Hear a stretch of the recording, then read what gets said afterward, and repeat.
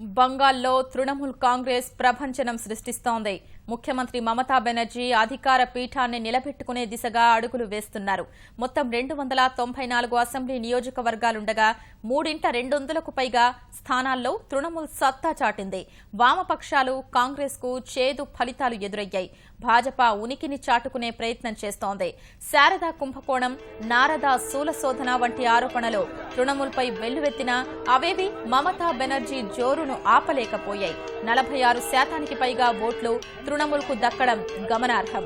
బంగాల్లో 90 కేంద్రాల్లో 394 counting halls లో ఓట్ల లెక్కింపు నిర్వహిస్తున్నారు. రాష్ట్ర కేంద్ర ప్రభుత్వాలకు చెందిన దాదాపు 20,000 మంది సిబ్బందిని ఓట్ల లెక్కింపు కోసం నియమించారు. 6 దశల్లో బంగాల్ ఎన్నికలు జరగ్గా మొత్తం 1961 మంది అభ్యర్థులు పోటీ పడ్డారు. ఓట్ల లెక్కింపు కేంద్రాల్లోకి రాష్ట్ర పోలీసుల్ని కూడా అనుమతించలేదు.